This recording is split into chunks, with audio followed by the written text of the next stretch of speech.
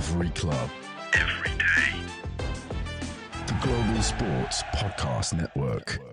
Hey everyone, Happy New Year. Welcome back to Daily Wolves in 2025. It is me, your host, Chris, today, and with me is Nathan. Happy New Year, Nathan. Happy New Year, Chris. Happy New Year, everyone. It's good to be back in 2025. Feels weird to say that. I feel like it's going to be another couple of months before I'm used to it, but it's good to be back. The year of the Wolf Pack. We're back, Nathan. We're back.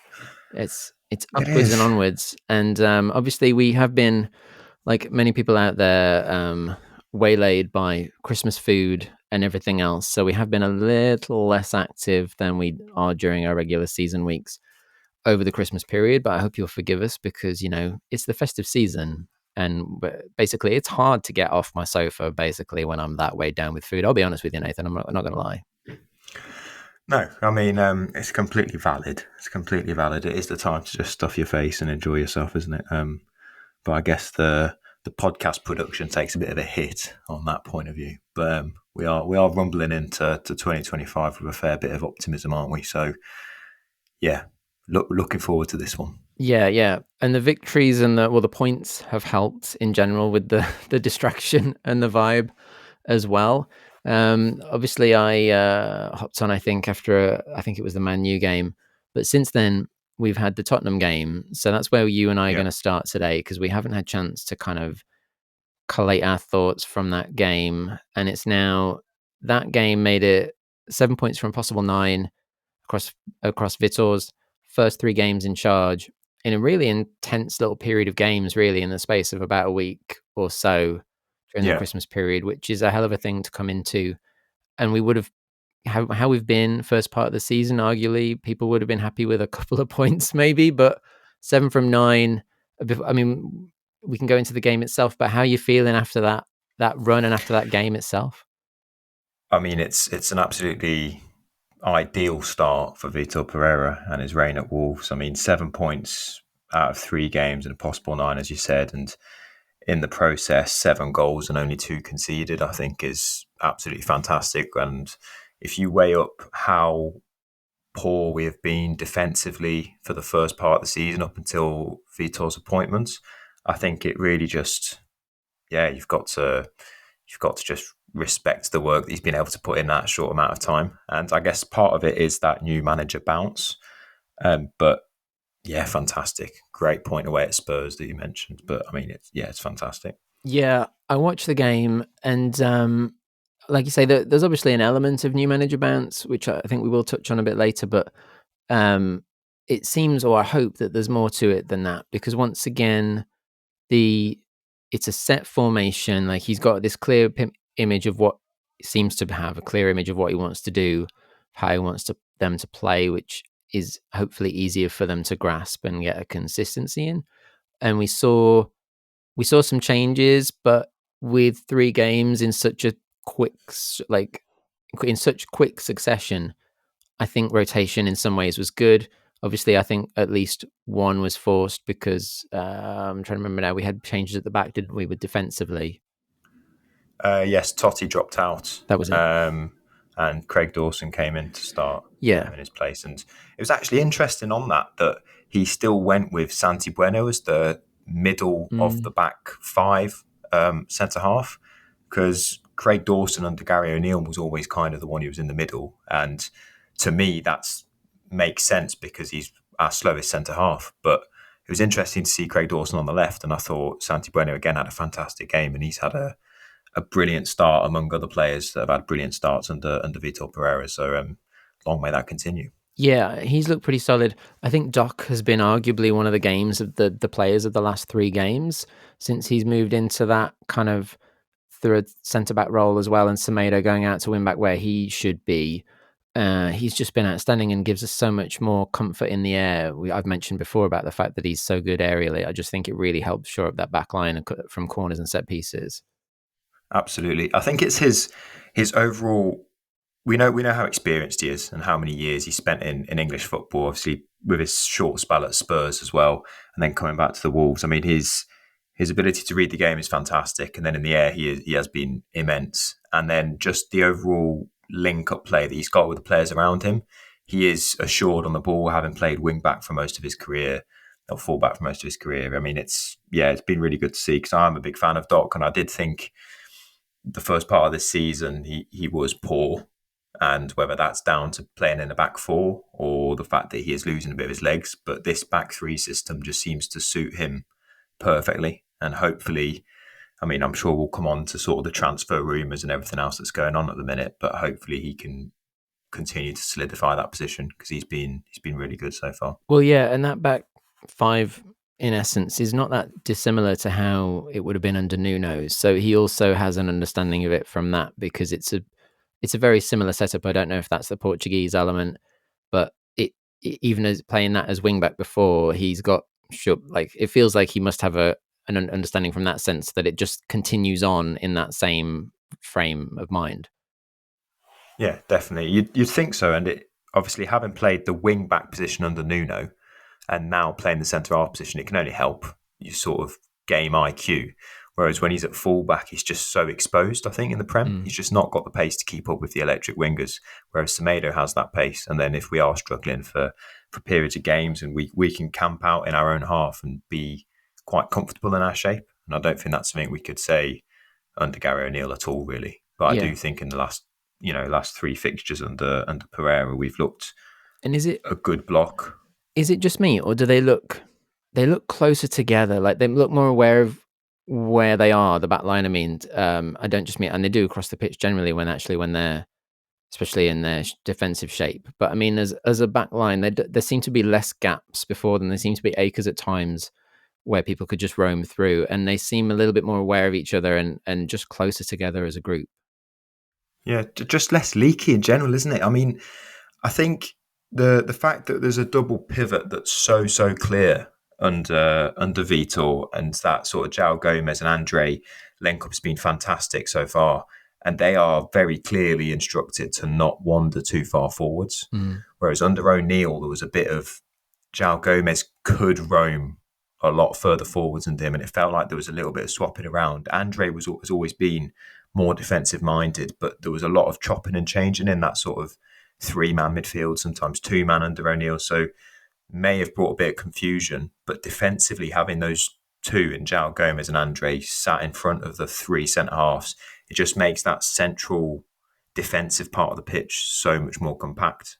And I think, yeah, you're right. It just less sort of balls through the channel and between the centre halves. I feel like that was a theme under O'Neill, of easy sort of through balls that are splitting our centre halves, and we haven't seen as much of that. So yeah, it's been good. Yeah, I think if Totti hadn't been injured, I think he would have potentially stayed in that spot. It feels like Dawson is now officially the backup. And I agree. I think Vitor mentioned in at least one of his interviews that he pretty much wants, it feels like he's looking more for fullbacks / centre-back crossovers, because he mentioned wanting to play one centre-back with a fullback either side, which Doc actually fills that role, because he can he's done both and can do both. And so Totti essentially as well, having been left wing back before or left back, can also fill that mould, seems to fit into what he wants to do. Dawson is therefore like the older statesman that's kind of the emergency backup now, the odd one out. Yeah, I mean, Dawson's legs are quite clearly going. There was a couple of moments in the Spurs game where he lost control of it a little bit, and it was only in the sort of corner flag area, so it wasn't too catastrophic. But there were a couple of bits where I did think for, was it the Spurs, going back a few days now, I think it was the Spurs' first goal where it got cut back, and I just felt like Dawson was I don't know, 2 or 3 years, maybe even last season, he would have been able to get to it. It's just little bits like that where you can see age catching up with him, but he is a fantastic backup to have. And as an experienced head around the dressing room, I think he's really important in that sense, similar to what Connor Cody was, I guess, as a leader in that sort of back line, because Santi Bueno doesn't strike me as a leader. I'm not convinced on Semedo being the right choice of captain, although we've done very well with him as captain. I don't know if I see him as a leader either. So it's just Craig Dawson does kind of scream out to me as that centre half who's got the experience and seems very vocal on the pitch as well. So he is good to come on and, I guess, shore up the defence if we're going into the last 15 minutes of games when we're ahead. But yeah, I agree with you. I mean, Vitor's got this, seems from what he's talked about, is wanting this dynamic back five with, as you're saying, the sort of Doc as a right-sided centre-back. But if you also had a left-sided centre-back who could play full-back, you've got this ability to have overlapping centre-halves when you're attacking down one flank. And we've seen that a lot with Doc and Semedo. It's worked really well because Doc obviously knows that role inside out of overlapping, even inside runs and that sort of stuff. And it causes defences all sorts of troubles. So, yeah, I can see the vision. Yeah, and Doc is doing like the Cody-esque crossfield balls all the time since this change as well. He's roam, like you say, occasionally he's allowed to roam forward, be more aggressive, try and get onto, like he had a header towards the end of the Tottenham games, potentially win it. You know, he still gets up into offensive positions, but he's clearly got an understanding of when he needs to be in the back, be defensive, but he's allowed to roam when they're really, really pushing it. And those crossfield balls, he's nailing them. There's some beautiful passes coming out of Doc's boot, which is just amazing. I know. It's not something you'd associate with his play either, is it? Like that sort of arriving late back stick and getting his head on things. That's definitely something that we've seen over the years. But the crossfield balls, you're right. I mean, I don't know. Maybe he had a chat with Conor Cody after the Leicester game or something. But yeah, he's been really good at that. Really, really good. But if we look at the more of the game itself, that first goal, I feel so happy for Hwang Hee-chan, to be honest. Two goals in 2 games. He needs it, especially, we're going to be out without Cunha for at least a couple of games. Again, we'll get more onto that, but he picked up a slight knock in the Tottenham game anyway and was pulled off as a precaution by all accounts. But if he gets some rest, great. So we need the likes of Hwang to be back in scoring form and to be back on that morale train. And so when in the Man U game, when Cunha got the opportunity to pass to him unselfishly and help basically give him that goal, that winning goal, it was, I mentioned in the little solo response I did that I think that was just fantastic from the team element and for Hwang and for potentially being without Cunha. And now in this opening goal, it was a great set piece. I thought it was really well worked. It's a brilliant finish. I mean, it's like in off the post. He curves it almost round everyone. Keeper's got no chance. And discussed in the after-match interview that it was something they'd worked on that week with Vitor. And Vitor told him, like, just please score that. That's a beautiful goal. Like, do it again.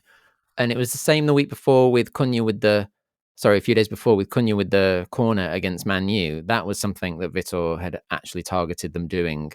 And they did it. And this is, again, with a very little time on the training ground. You've got to think between coming in as coach and then having the odd day in between these 3 matches over the Christmas period to already be working set piece situations, which have come off and then looked more solidly defensively, which is arguably why we're seeing them practice the set piece defending before kickoff, because he's not had much time off game time to do it.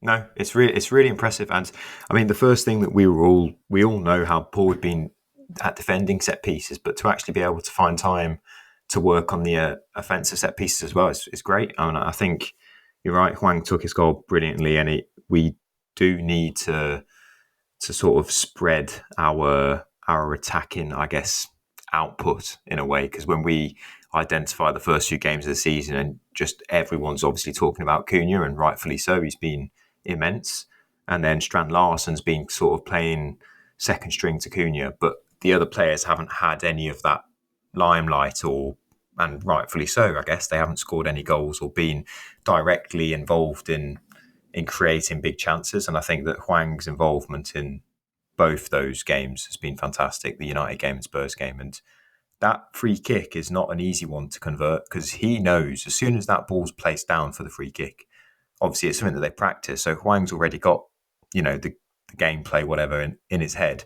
It's hard to then go and produce it with such accuracy, because I mean, I don't rate Forster massively as a keeper, but he's a big man, and he really, he put it where he literally couldn't get a hand to it. So no, I thought, credit to Hwang, and fantastic away draw, and to be part of that, fantastic. Yeah, so I was feeling really optimistic after that first goal. It was another great start. We looked pretty confident. This game felt like there was periods where, against the likes of Leicester, we pretty much dominated that game for the most part, but it was Leicester who are obviously on a bad run.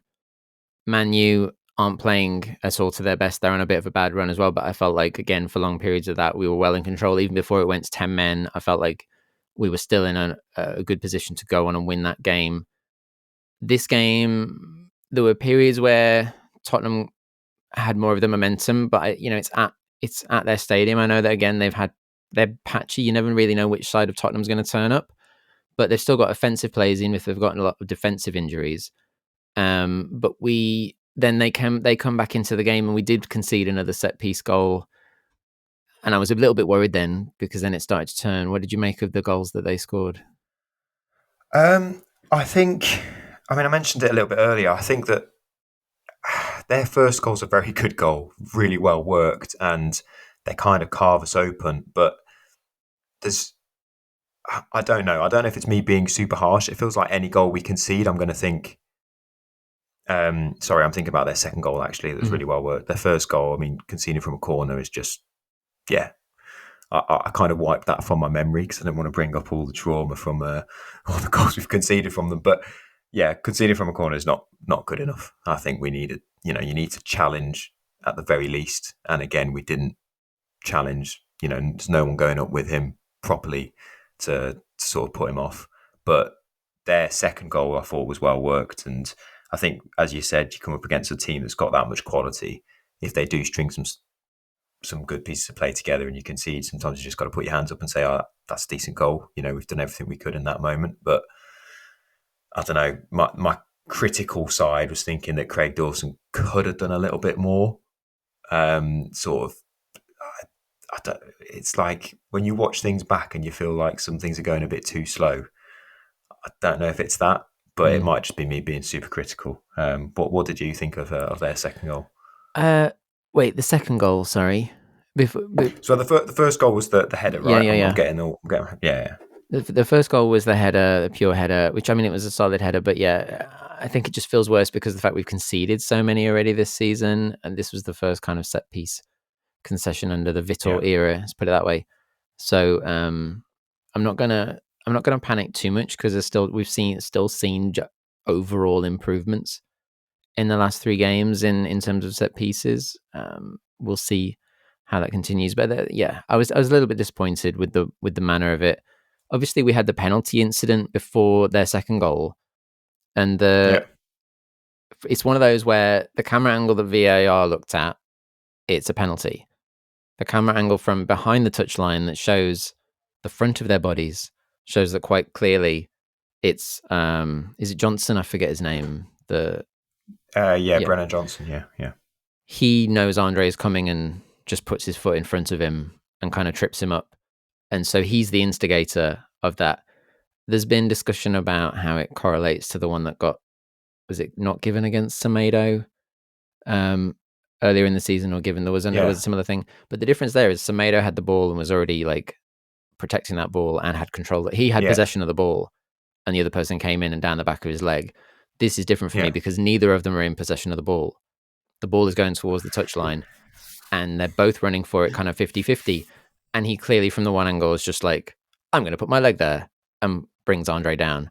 So for me, I get why it was given. It's another one of those, I get why it was given, but who was actually instigated that tackle. Yeah, I think you can almost see these things happening when you're watching it on the telly. Like it's so frustrating because you can't not run towards the ball. No. Like Andre's not going to not run towards the ball. You can see the look of anguish on his face afterwards. He's pleading. He knows he didn't instigate that. He's not going in to clean the ball up and completely missed it and take Brennan Johnson out. He is making an attempt to run towards the ball, and Brennan Johnson has just come across his running lane, I guess. Well, not even his body, just his leg. He hasn't even put his body across him. He's just put his leg across him with the intention of going down.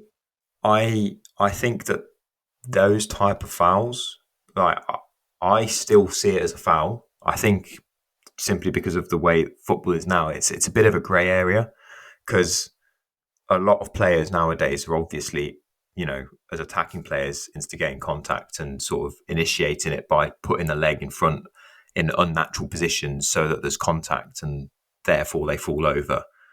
And then when you look back at it at VAR, you see the contact, so it's penalty. So I think penalties have been given for less contact. We know that. We've seen it against us. Yeah. But sometimes less contact is more of a foul. But then where's the grey? That's where the grey area is, because you could be taking a big swipe and just clip someone's toe, and that can really hurt, and that's a pen. But at the same time, more contact like this Andre one, but it doesn't feel like an actual foul. But I do think it is one. It's a bit of a weird one. Yeah, I know. It's just frustrating because I can see that it's not on. Andre hasn't actually done anything wrong, and it frustrates me. And on a bigger tangent, and I feel like this is a thing we should have for like a Wildcard Wednesday. I also feel that part of the issue is with the people always putting out their leg for these kind of things is there are too many penalties given, and what I mean by this is that's a situation where there is still so much that needs to happen for that to even be a goal, because it's off to the side going towards the touchline, the ball's about to go out. There is like so much work to be done for that to be anywhere near a shot on target, and it feels like there needs to be a slight tweak where that's not a penalty but that's a free kick inside the box or whatever it is. I genuinely feel that, because then you're not going to have everyone always looking for the penalty, because they're not going to get a shot at goal if they just go down. Do you get what I mean? Do you get what I mean? Yeah, there's the whole thing with the penalty area is weird, because if you pass it back to the keeper and he picks it up, then it's an indirect free kick in the box, right? Mm-hmm. And you could literally be making a save as the keeper, as in like, pull back pass and you go to try and save it, and then all of a sudden that's, an indirect free kick.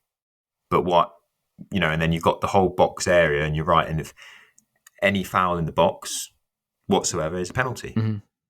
And I understand that rule, and I do agree with that rule, but I see your point in that there could be some improvements to it, because players will always be looking to fall over. Yeah. Even if they're, if they've got their back to goal and they're running away from goal in the box, any sort of clip or touch or something, they're looking for a foul. So Anyway, I don't know fully what the answer I don't want to derail is, this. It just bugs me because you get them given for people literally on the touchline that are running away from goals. Like, they were never going to take a shot, and now they get a shot, and it can have game-winning consequences, and I feel like that's frustrating. Anyway, on the bright side, Sarr saved a penalty. Amazing. Awesome. Yeah. I don't know if anyone's seen the video going around of why. One of the reasons that he saved it is Hwang Hee-chan on the touchline, pointing in the direction that he needs to go, because he knows that Son, from like the position or what Son does, his routine, he knows what Son is going to do. That was beautiful. So well done, Hwang Hee-chan, and shows fully where his dedication lies, because that's his teammate for South Korea, and yet he gladly just like, nope, go that way. Yeah, he can take all the selfies with him before and after the game as he wants, as long as he's on our side when the match. But their second goal I thought was well worked. Like you say, there was a moment where I think Dawson almost pulls out because he's worried about giving away another penalty, obviously because they just had one as well, and very mindful of the contact in the box because they were just going to go down otherwise. But overall, I think it was actually a pretty well worked second goal. But what can you do? And then we had good periods again in the second half, but you didn't feel like anything was quite going to come. There was never a cutting edge. We saw some good substitutions again, though, in terms of seeing more people getting minutes. Forbes came on. We're seeing the squad, I think used a bit more, and sure enough, it kind of worked, because then late on, I don't want to say out of nowhere, because we looked solid all game. We had periods where we were pushing. It was a bit of back and forth, and then Strand Larsen. I love this man so much. Once again, almost so out good. Of like that. I mean, it was a great pass from Aït-Nouri, I will say, because to see that run, because he looks like he hardly puts his head up as he's cutting inside, and he just slides it through. And the timing, Strand Larsen's been offside a few times recently. He's always on the edge of someone, isn't he? He's always pushing that offside line. But that left foot as well, left foot finish near post into the top. It was smashing. What a finish. what a finish. I mean, I was watching it with my family and we thought, whoa, Yeah. has he scored from there? And then the first feeling set in of like, oh, the offside. That horrible sinking feeling of like, oh, we've got to see the lines get drawn on this again. But yeah, what a finish. First touch and finish was brilliant. And Aït-Nouri on his weaker foot as well Yeah. for that through ball. And picking up 2 assists for that. So FPL players would be well happy if they had him. Yeah. I will say I was, for me, that pass vindicated Aït-Nouri a bit, because I was actually getting a bit frustrated with him during the game. And I'll tell you why, and I don't know if there's just me or anyone else noticed, but it felt like every cross he put into the box before that would hit the first man every chance he got. And he would either overrun it and get it to the byline and then cut back and hit the first man again, or just get, like, he would never put the ball in early. He'd always go a bit longer and then cut back and forth and then hit the first man. And it was just never going anywhere. And there was a point with me, I was just like, just bring on Gomez so he can whip the ball in, because I know he's going to whip it in, like, first time, every time he gets. I think, something about Aït-Nouri, I did notice that, and just generally about his performances, is he tends to run out of steam fairly early on in games. I don't know if that's what you're noticing as well, but we know how much quality he's got on the ball, and we know that he sometimes comes across as nonchalant, lazy almost, because of his kind of way of controlling it and sort of walking around at times. But when it gets to the latter parts of second half, he tends to just run out of steam a little bit and looks like he's genuinely struggling cardio-wise. I don't know if that's just me sort of noticing it, but I know he covers a lot of ground on the overlap and going forwards a lot, but it feels as though there's always more of a threat coming down the left side of Aït-Nouri. Now, this could just be positional, but I just feel like he's always recovering more in latter stage of the second half compared to Semedo on the other side. When I think of moments where Semedo's nowhere to be seen, and I know some of that is mental, but my feeling is starting to be a little bit, some of it's also physical. I get what you mean. I guess it's a trade-off that we get with him, isn't it? Yeah, no, I think it's more factual than you think. There's been games in previous season where he's always like the first one to go down with cramp, pretty much. He's always, for a long period, there was a period under Lopetegui, I think, where he was always coming off with like 15, 20 minutes to go, because he has not always been the fittest.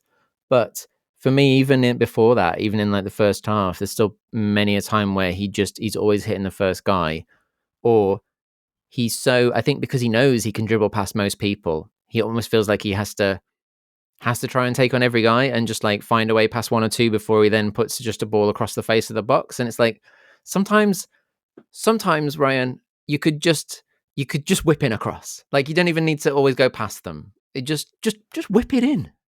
I guess that's the trade-off that we have with him, though, right? Like, this sort of, him not being like exactly the fittest, or the one with the most, let's say, game management knowledge, like his, picking to take it past someone or picking to put it in, is the trade-off that we have for his like brilliant one-off moments, and the fact that he is one of the only fullbacks in the league who has the ability to take it past 3-4 players at a time, and to also cut in on his weaker foot and put in a through ball like that. I don't know many left backs that can do that in the Prem. No. So there's I guess it's that trade-off. But on the balance of things from the Spurs game, 2 assists, and all that matters is that we got that point. Oh yeah, so, I mean, as I say, it was vindication. I just pointing out that I was like so happy that he did something to redeem himself for me, because I had been getting a little bit frustrated just watching him hit the defender again and again. I'm like, come on! But anyway, but yeah. So Strand Larsen, though, great finish, and he just continues to be an unsung hero in some way. I know he's now getting songs, but what I mean by that is that everyone's going on about Cunha across the league in terms of his performances, but you've also got to look at how many goals Strand Larsen has scored in his first season in the Premier League, in a team that has been in a relegation battle so far, and that's his 7th goal, and he's got a couple of assists. Like, he's just value. Like, at the moment, he's value for money. He looks fantastic. Yeah, he's been brilliant so far, absolutely brilliant. And considering the amount of chances he's actually getting in games, to have the conversion rate that he's got is amazing. I wanted to make a quick note on like Guedes. When he came on against Spurs, I thought he was electric. He was brilliant. And Strand Larsen also coming on and getting the goal, obviously. But it was really good to see that rotation didn't really drop our levels by much.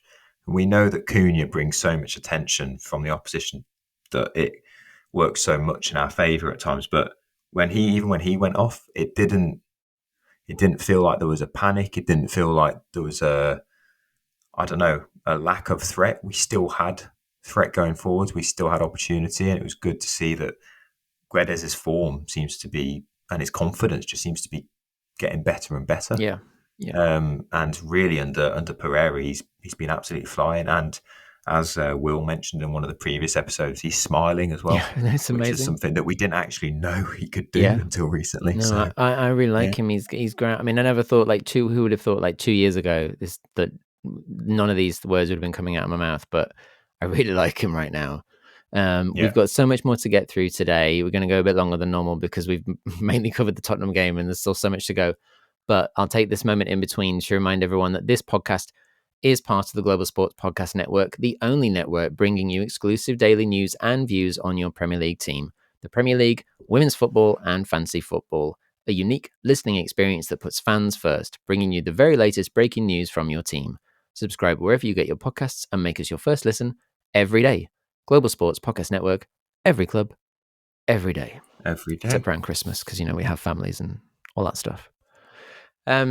So let's move on a little bit. So overall, though, as we've said, that made it that awesome. I say awesome draw. I mean, I think, we would have been happy with the draw probably, especially weeks ago when there's terrible form. That made it 7 from 9. Great Christmas overall, great Christmas period. Vitor has a dream, has come in, and no one would have expected, like most people didn't know who he was, has had a massive impact.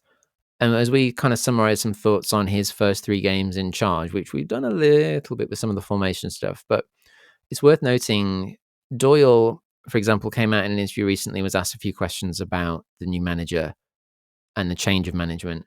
And I'm going to quote this because there's some interesting things I think to just dig into.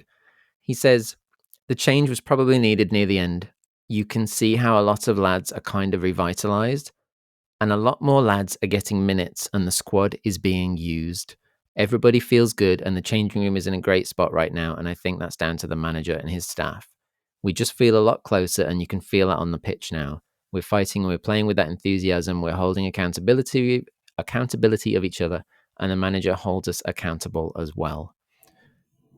I thought the most interesting thing, I mean, you might have other nuggets that stand out for you, but it was when he said about a lot more lads are getting minutes and the squad is being used. That felt like a real hit on, not intentionally, like he's spoken, by all accounts, he's spoken still quite well of Gary Neal as a person, but in terms of the coaching and the should we say the control of the squad, that's quite a prominent sentence. It is. I don't think it's, as you said, it's not a direct dig at O'Neill. I mean, from what we've been able to see in the various reports and different players, there's not really been any negativity about O'Neill as a person or man management style or anything like that. I think it's just this guy, the new guys come in with bags of experience, a completely different way of working, and it's working for us so far. I think so. I think that's it's a good sign that Tommy Doyle's coming out with that, and he hasn't had that many minutes under Vitor Pereira either. No. So it's good to hear that even the sort of fringes players are getting that sort of recognition. I have to say though, on Tommy Doyle, I don't think he's been that good when he's come on recently. Mm-hmm. He's not been as assured as he's been almost under O'Neill. But no, it's good to hear that there's that positivity around the new management. And when I remember first seeing that quote and thinking, oh, that's a bit of a dig at O'Neill. But when you've just sort of read it back to us there, I don't see it as that. I think he's just kind of highlighting that the new management is good. Mm-hmm. Yeah, I agree. I think, he's still been a bit limited for minutes, obviously. I mean, it's hard to push into that when you've got João Gomez and Andre as the two keys now in that pivot. I'll touch on the Lamina situation in a moment, but I think at least when he has come on, he's still, you always know that even if he's having a bad game, I think Tommy Doyle's the kind of guy you always know you're going to get 110% effort no matter what. Like, he understands and respects the situation. And even in that, Man U game, wasn't amazing when he came on, but he had the one moment that was critical in the build up to the second goal when he's fought to get the ball back, and he's immediately, like we said before, he always wants to play it forward. That's pretty much his thing. And it's worked again, because I know it was an open situation. They were right on the halfway line, but he did the thing that needed to be done. He did it. He just got the ball and got it up pitch, which was all he needed to do at that point. So he'll still do what you need him to do. Yeah, I do think that mentally he seems to be really on point. And you're right. It feels as though almost every single pass he's making is a forward one. And at times in games, we really, really need that. I think if I'm going to be sort of devil's advocate, or on the flip side of that, is that his lack of pace means that when he gets caught out, because he likes picking it up so deep, if he ever gets caught out or plays a poor ball from those positions, then we are really exposed. And we saw it in the second half against Spurs. Obviously, he's been brought on to try and create something and get us that equaliser. And he lost it somewhere near the halfway line. Yeah, I remember. And Kulusevski ended up rounding Sarr, and Santi Bueno recovered really well and cleared it almost off the line. And it's just moments like that where you go, we really don't want someone giving it away there, especially when they can't recover. Mario Lemina gives it away there. He does have pace to then potentially recover. Tommy Doyle doesn't. So it's, again, a trade-off, I guess. But I do agree with you on his positive forward play. I think that he definitely, it does feel as though we've got a lot more attacking intent when he's on the pitch. Yeah.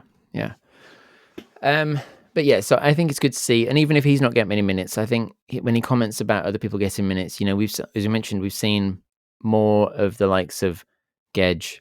We've seen more of the likes of even just Forbes. In it feels like people are being scattered in or being subbed on earlier, or just I can't explain it very well, perhaps, which is not good for an audible podcast. But even just in the 3 games we've seen, I feel like the use of subs, and even we've mentioned the rotation with 3 games close together, with rotating people because of resting. Like Strand Larsen obviously was not on at the start and ended up coming on and scoring the winner. I feel like under O'Neill, he may not have done, but correct me if I'm wrong if you think different. I feel like he would have just stuck with his normal guns and just gone, however tired they are, just put the same guys out there. Yeah, I think it did feel as though O'Neill had some sort of, I guess every manager does, but he had specific loyalties to certain players that I just feel like maybe, as you said, stay on the pitch for a bit longer than they should have. And Pereira's shown that he will just bring people off because he sees the bigger picture. And I think part of that might be just down to the manager's experience. We don't actually know if O'Neill had those specific loyalties, but I mean, we spoke about it at length when Lemina was captain, and about him sort of being, forced into the starting lineup at times in odd positions. And, Pereira's not making any of those types of sacrifices, I guess. No, I don't think you will. Sometimes they do work, though. Like sometimes if you do have an outstanding player, you've got to find a way to get them into the team, and the other players are almost playing for them. And I think Cunha is one of those players where defensively he doesn't do much work, although it has been improved. He's not very good defensively. So shape-wise, we're a little bit off at times, but he's absolutely amazing going forward. So you're going to make that sacrifice. Yeah. It's just weird, I think, when O'Neill made those types of sacrifices with a defensive midfielder, it feels a bit odd when you've got 3 of them, So yeah, and it also feels like Cunha's going to possibly get even more free reign under Pereira. That's how it seems. It feels like he's just going to be even more enveloped into that number 10 role, to be allowed to roam more. I mean, that I may be wrong on that, but the way he speaks about him in terms of his quality, his leadership, and his flair, and he just, I don't know, I get a sense that he's going to be, as long as he's here, he's going to be allowed under Pereira maybe to just push that even a little bit further. Yeah. And do you know what? I think the fact that, I know he was injured and he was brought off for the second half, but the fact that players were able to come on and just seem like they had that confidence to go and run at the opposition, especially the attacking players that we've got. And Rodrigo Gomez feels like he's played more under Vitor Pereira than he did altogether under O'Neill. Yeah. And he's been brilliant. Guedes just is taking people on, and I didn't know he could play the way he's been playing. If I'm being completely honest, like I didn't know that this was the guy we were buying originally, right? But we've just not seen it for the best part of 3 years. So it's been great to see. And then we know the quality of Strand Larsen, but Forbes had a couple of moments against Spurs where he was showing how electric he is. I know he doesn't seem like a polished item yet, but he is so quick, and it's just nice to see these different players playing with a bit of confidence and showing what they've got. And I think we've seen more from some of these fringe players, as Tommy Doyle was mentioning. We've seen so much more under Pereira than we did under O'Neill, and it's kind of like, well, where were they, sort of thing. Yeah, and I think it encourages you. Like we said, Doyle's not actually had that many more minutes to what he was already getting. His positivity in that comment implies seeing those around you that were also on the fringes get minutes too only encourages you, right, to think that I'm going to get more chances. I'm like, if I'm playing well, or I'm showing on the training pitch that I'm doing certain things, people are being given opportunities, and so it just raises the spirits. I mean, it's got to. Yeah, 100%. So yeah, Cunha again. Load more to go. So Cunha in that match came off early. Apparently he said to the bench that he felt a little something, didn't feel confident to run at 110% speed kind of thing, and so asked to come off to rest up. And we saw him with the ice pack. I mean, silver linings, this could actually be, apparently it's nothing serious, so hopefully just a bit of rest. I mean, 3 games in a short space time, he does such a lot of running. So but the good news is, we were waiting for the ban, the potential FA ban to be unveiled, because FA just went on holiday over Christmas, and the likes of Leicester and everyone were going like, why is Cunha playing against us? Because this guy should not be here. And for once, Wolves have kind of got off lucky with the FA, but they all went away for Christmas, had their turkey sandwiches and stuff, as we waited for a decision, thinking it's going to be 5-6 games. It's a 2-match ban has been unveiled for misconduct. So he will miss the Forest game, which is the next game on the 6th of Jan, and the cup game against Bristol City. I mean, this is the best thing that could happen, surely. And bear in mind that if he is carrying a little knock and would potentially maybe have to miss a game anyway to rest up, surely this is the best time. This is the best possible outcome for this. Yeah, I think I've got 2 points of view on this. From a Wolves perspective, this is ideal. This is absolutely ideal. A 2-game ban for something that, in my opinion, should be minimum 5-6.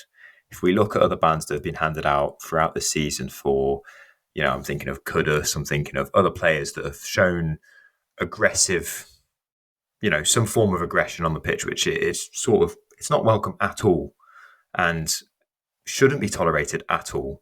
But from Wolves' perspective, absolutely fantastic. But from like a just general sort of trusting the FA perspective, I mean, you said, they're having turkey sandwiches for Christmas, not even a full roast. Do you know what I mean? Like, they just don't know what they're doing. Yeah. They're like the fact that he's been able to take someone's glasses off forcefully and get away with a 2-game ban when he's already a little bit injured. He elbowed him from behind beforehand, if you watch the full clip. So I just don't understand it. Surely other clubs are looking at it going like, this is just wrong. And I mean, we don't know exactly how they categorize these types of offences and whether or not it's sort of how compliant some players are afterwards when they're under investigation, but it's just bonkers. Surely it should be more. Yeah, well, you say that. So I did look into it a little bit. So Liam Keane of the Express and Star, the local paper around here, for anyone listening overseas or anything, explained that, I mean, again, I don't know all of the details of why they've chosen to put it under certain categories, but it was listed, that charge, if you read the thing, is listed as misconduct, not violent conduct. So it's categorized under misconduct, which changes the potential, like, penalty, the punishment, if you like. What's the word I'm looking for? Because they have certain categories of obviously ban or punishment for different categories. Now, why elbowing someone and ripping off their glasses is not violent misconduct, I do not know. But it was misconduct, okay, which apparently puts it in like the 3-match ban category normally. Now, because he didn't appeal, he accepted full responsibility with no appeal, and it was his first offence with the FA. He has never been charged for, like, looked at for anything previously, because he's generally a good person normally, and lost his thing and put up no appeal. He gets a match taken off the ban for a first offence. So it would be a 3-match ban. It becomes a 2-match ban because it's his first offence, and he didn't appeal. He just accepted it. So I'm just giving you the facts. I mean, great. I'm giving you the facts. Absolutely. Yeah, no. And it's really insightful because I didn't know those little details, to be fair. But fantastic for us, but absolutely bonkers. How is he only getting 1 extra match ban compared to Bruno Fernandes, who's got 2 yellow cards? Mm-hmm. Bruno Fernandes has just kicked someone twice late, right? And he's got a 1-match ban because he got a red card from 2 Both yellows. those kicks were vindictive. We know that. Let's just say that. Yeah. But then Cunha goes and elbows someone and then rips his glasses off and only gets 2. I think it's bonkers. Yeah, but I mean, he was under the emotional stress of the Gary O'Neill regime, so let's just put that into consideration as well. Okay. That's it. And the FA obviously were just trying to, they had only one admin person in over Christmas, didn't they? And they were just living off of celebrations and, I don't know, not being able to see what violent conduct is. But I'm glad I could give you some insight, though. You learned something new there about the whole first offence thing. I did. The -1 with no appeal. You're welcome. Yep. So silver linings there in terms of Cunha's ban, which is fantastic. The next game is Forest on January 6th, which, by the way, anyone who wants to go to that game, they're doing a buy one get one half price offer, which is a nice start to the new year to try and make up for everything that's going on and the ticket prices and everything else they've had to put up with this season. So make the most of that. Now, we got a draw against them, one of our few points in the first part of the season, and which, looking back at it now, considering the run they are on and where they are in the league, are they still second as I record this? I'm not sure. They're like second or third. I'm not sure. But I mean, the heady heights. Nuno's living the dream again. And so you look at that now, that 1 point against Forest, actually away, not bad, all things considered. But that was early in the season, not in their full flow. So I'm optimistic going into that. But Cunha will not be there. Now, if Lamina is fit again, okay, there's a couple of things to bear in mind here. One is, we spoke about the whole how João Gomez and Andre are working really well as this like straightforward 2 holding like the pivot. It's working. The choice to put them in there was potentially made a bit easier on Pereira coming in because Lamina picked up his injury right around the same time. So there's 2 things to talk about here, because we are in the January transfer window right now. We're waiting for news on potential centre-backs coming in, which is the one thing that everyone says we need and wants.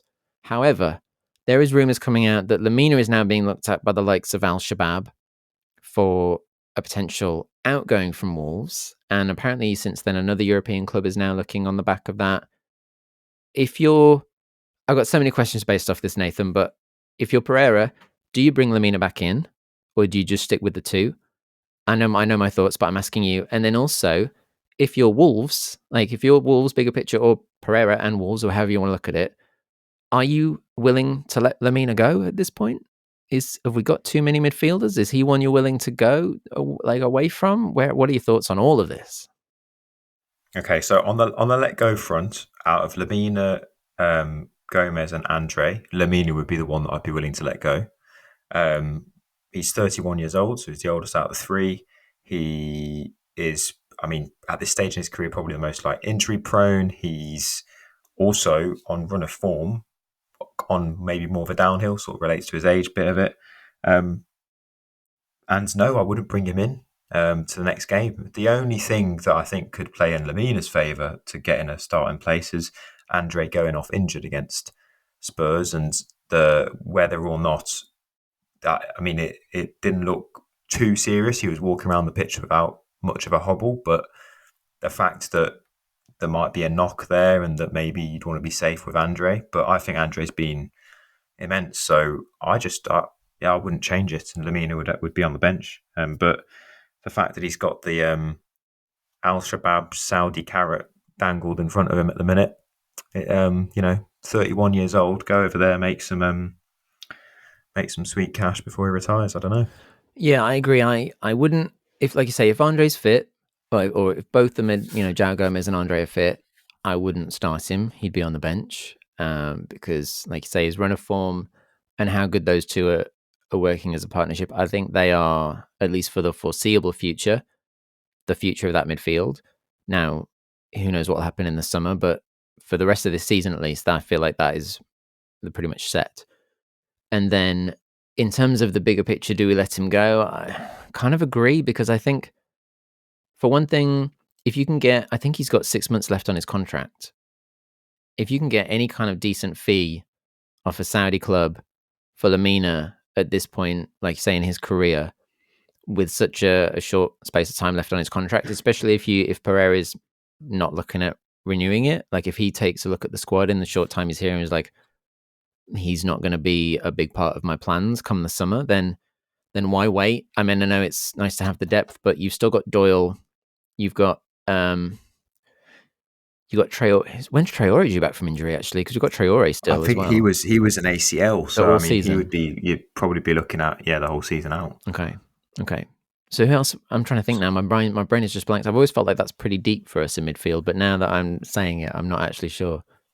Yeah, I mean, it would bring us from 4, Premier League quality centre mids to down to 3, which is a massive jump. Yeah. So then again, the caveat that Pereira might say, look, if you're going to let Lamina go, I want someone else in centre mid. That's not out of the realms of possibility. Yeah. And as you say, if you get a 10-15 mil for Lamina, you'd surely snap the hands off. Yeah. And we might come on to it, but looking at the rumoured numbers for some of the other players that we might be looking to bring in, you'd take that amount of money, wouldn't you? For sure. So so we'll see how that plays out. But I don't know what other people think out there. But I think for me, he's on the bench at least for the next game, and or as long as those two are fit and ready to start in the centre. And with the time expiring on his contract, if they're not looking long term to renew it, then I'm afraid, as much as he has been a saviour in many ways in the last 2 years or so, year and a half, I think you've got to look at the bigger picture and say, get some cash while you can. The other interesting one before we get on players in and players out is Sam Johnston. Sam Johnston, we've had all this back and forth on the goalkeeper situation. I mean, we didn't want him. The Wolves fan base did not want this guy, right? I don't know anyone that really wanted this keeper here. And he's come in, he's played a bunch of games at points. Sarr's been in and out of the team. At one point, Sarr wasn't even in the squad a couple of times because of the upset. Pereira coming back in means Sarr is back in after Johnston had just been in the week before under O'Neill, which is crazy. And now Johnston could be on his way out, apparently. All the current rumours are linking him to Spurs to become the new backup at Spurs. I don't think this guy wants to be a backup, but then again, maybe he just sees that as a bigger club. But what do you think? Are you happy? To be honest, I'm happy for him to go. I prefer Sarr. I want Sarr to stay. It's a complete circus of a situation. I mean, it's mad how quick things can change in 4 months. Mm-hmm. Like, he comes in and we're expecting to see him as our number one for the whole season, and then it's sort of back and forth, and now he looks like he's on his way out again. I mean, it's weird. I to be honest, I think I mentioned it previously. I don't really mind what happens with it. It's the only thing that, in my mind, I would want out of it is try and get as much back on the 10 million as we can. Yeah.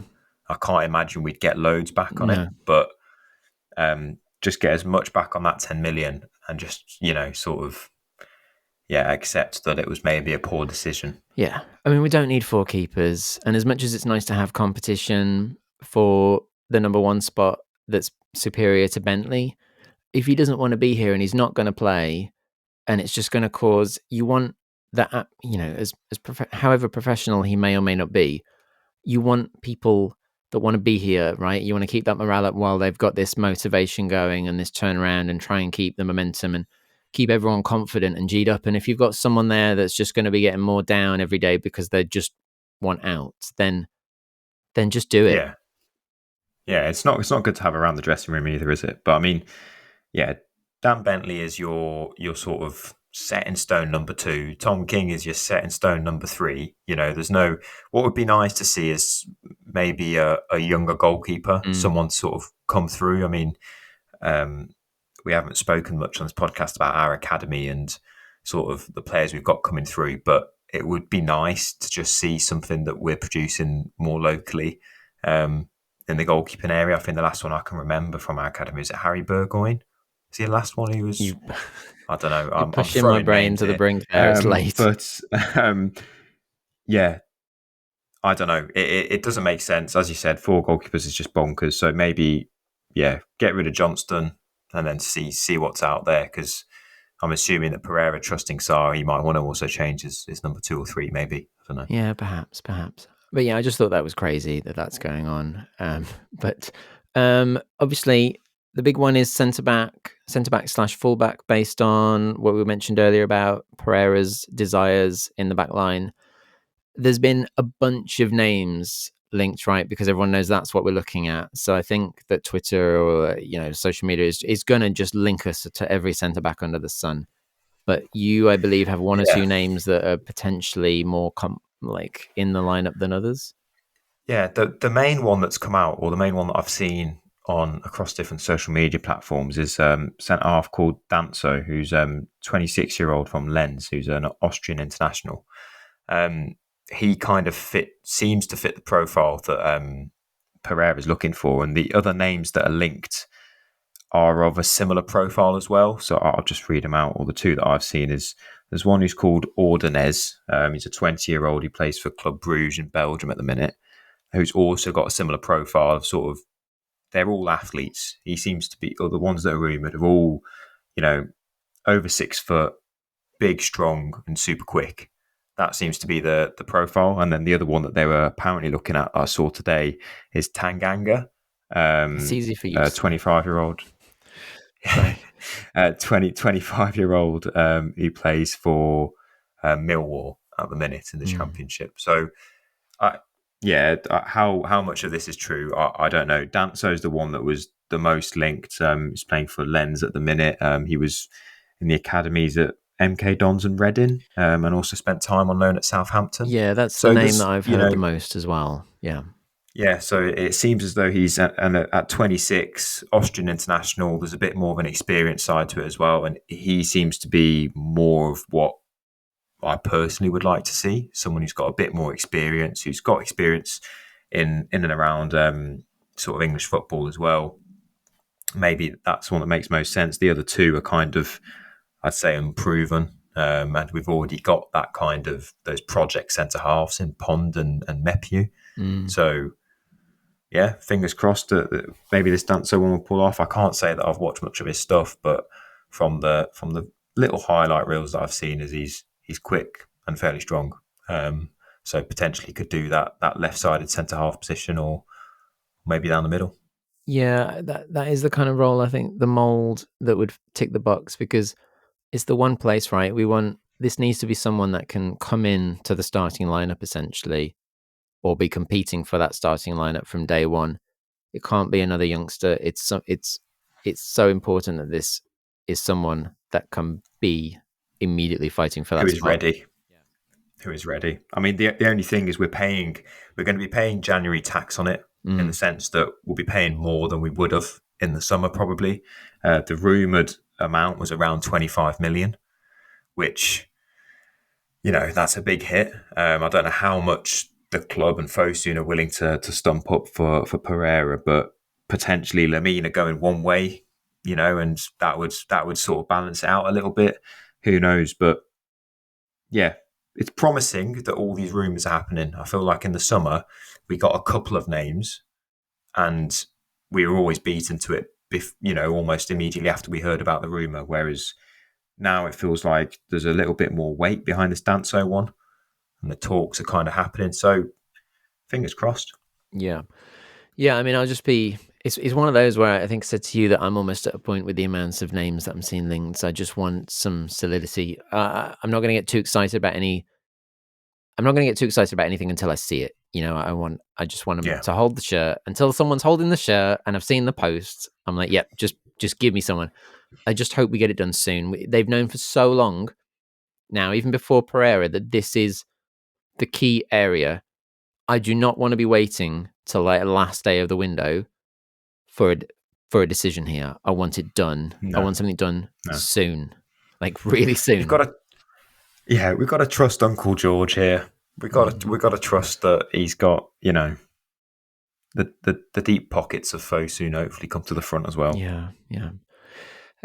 Before we kind of roll into the closing segments, I will just take a moment to remind everyone that, here at the Global Sports Podcast Network, we did spend a lot of time selecting our delivery platform, and Zencastr came out the clear winner.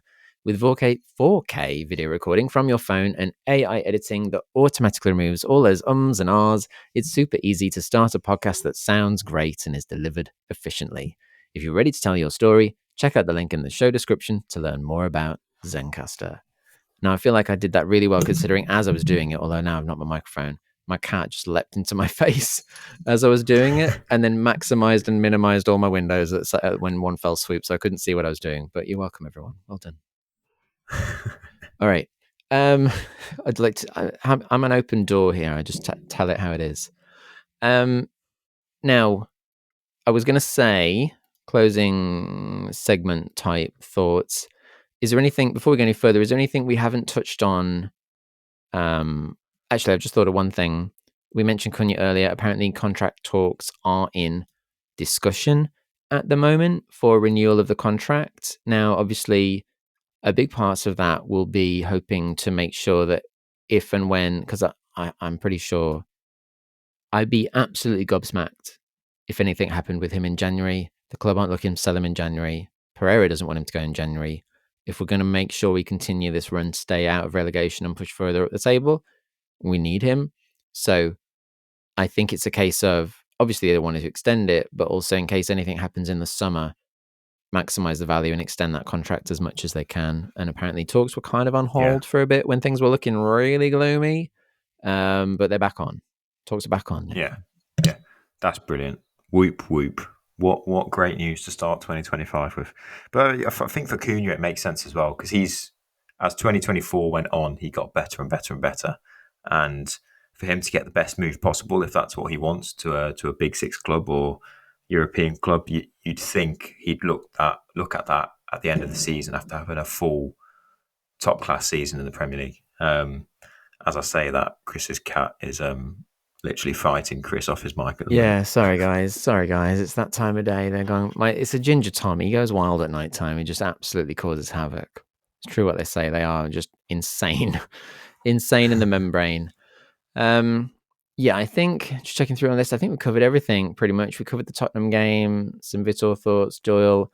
Obviously, we've got Forest up next. We will do some previews to that. But I mean, how are you feeling overall, I guess, to sum up about 2025? What lies ahead in terms of, we've had this little spell of 3 games now. Vitor's got a few days training, or will have had a few more days than he's had previously going into the Forest game.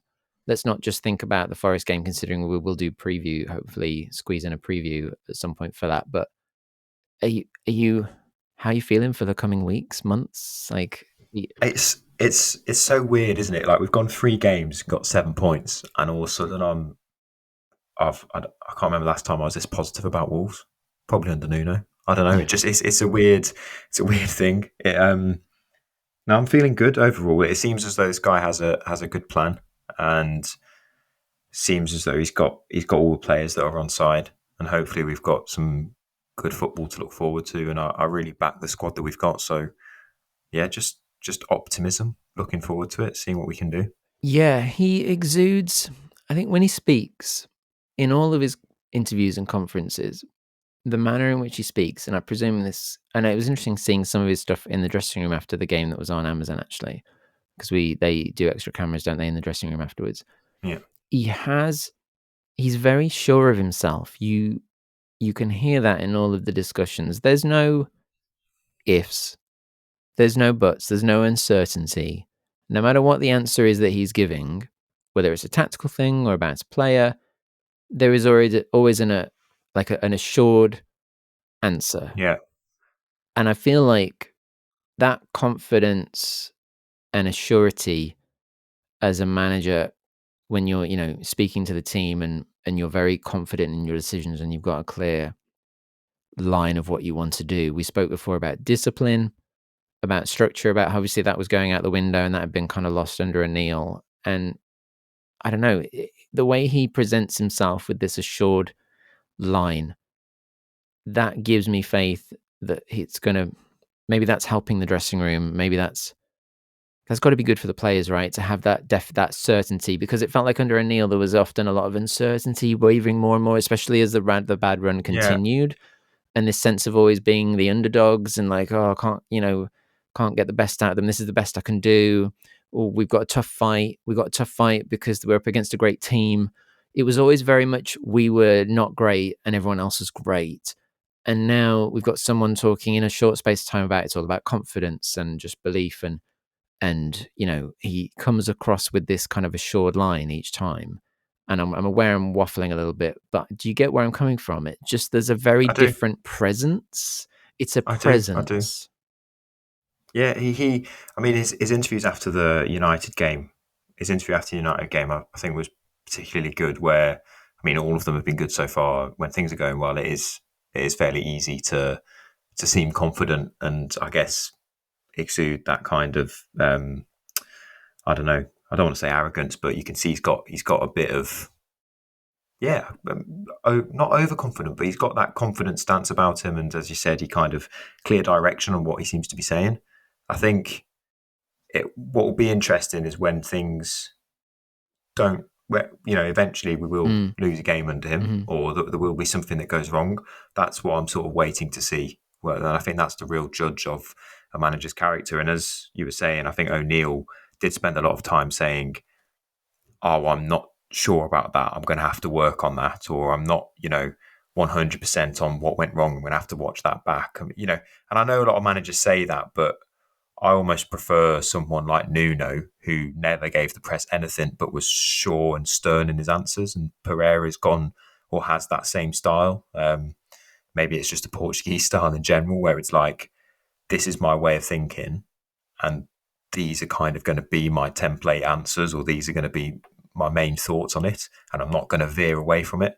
Whereas O'Neill, it felt like he was having proper conversations with the interviewers on sort of like almost giving too much, and I don't like that. Whereas Pereira just sort of saying, we've got a lot of work to do, these are the bits that we're working on, that's that, and not getting kind of bullied around of it. And the interviewers brought up his previous failings at getting the Everton job and the Chelsea job, and he just sort of brushed it off, said, yeah, a lot of work's gone into this, I'm here now and I'm ready, let's go for it. And it's good to hear.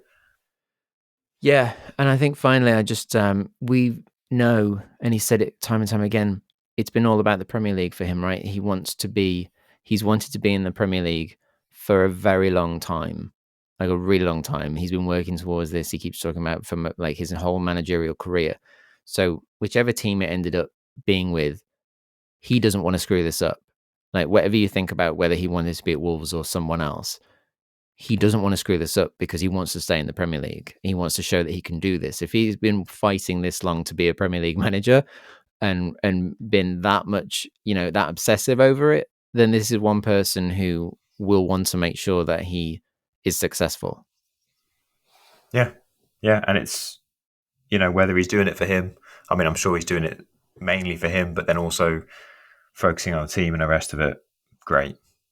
As long may his reign continue if it keeps going like this. Yeah. So on that bombshell, fingers crossed that means 2025. Long way to go still, but we're halfway through the season, and maybe there really is that light at the end of the tunnel, and maybe it's going to be a good one, Nathan. Fingers crossed. We will. It will be. Yeah. It will be. It will be. It will be. Yeah, because let's just remember, everyone. Actually, before I say it, I'll just say it's been great to see you again, Nathan. It's been great to see you after this. Good to see you, Chris, and good to see or not see, hear, and be there for everyone listening as well. Yep.